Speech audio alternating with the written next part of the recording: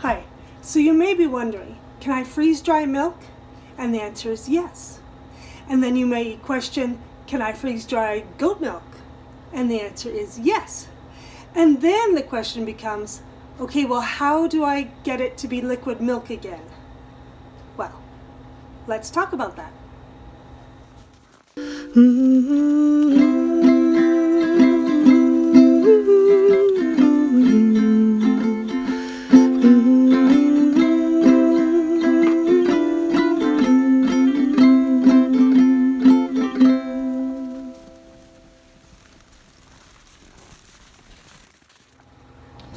So what I have here is freeze-dried goat milk. You could use any other kind of milk you want, but this is the kind that I have.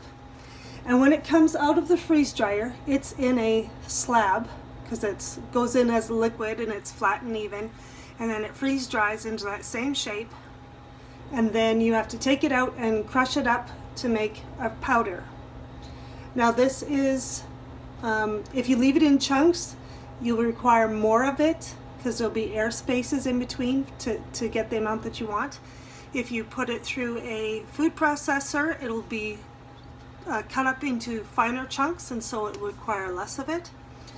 For me, mine is just squished by hand to get it to a powder, and I'm using 2 cups of powder to 2 cups of water. And that makes a pretty good thickness of milk for me that we like. Now, when you're rehydrating it, you have a couple of options. Because this is whole milk, it still has all the fat in it. Goat milk is pretty much homogenized, so you can't just skim the cream off very easily. So when we rehydrate it, that cream is going to kind of stick on the top. So there's a couple ways to go about this. You could use hot water to reconstitute this, and then the fat would melt into it.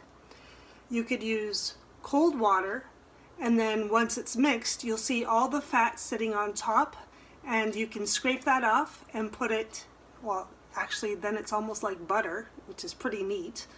Or you can put it in the microwave or a saucepan and melt it and add it back into your milk, although it may harden up again. So if you're going to go that route, I would say go with warm to lukewarm type water, and then you can add your melted fat back in.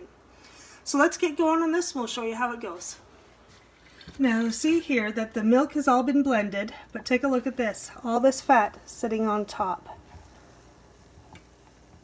So we can scrape that off, and look at that. That's pretty cool.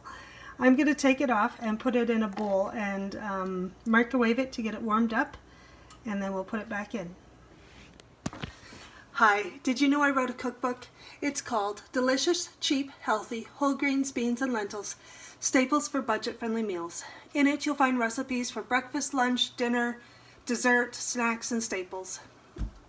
It's available on Amazon, and I'll leave a link in the description below. Now back to the video. And I just want to add one more thing. If you choose to do it with warm or hot milk to better melt the fat, if you're using goat milk, we all know what happens when you have goat milk that is warm. It starts to, after a while, it will start to have that goaty flavor. So if you use warm milk to reconstitute your freeze-dried milk powder, get it, once it's mixed up, get it into a jar and put it in a cold water bath. So fill up your sink or a bucket with cold water and put that in with the lid on so no water can get in, and let it cool down quickly, and then you can get it into the fridge and it will taste great. And now for the taste test. The question that is on everyone's mind is, well, how does it taste? I'll let you know.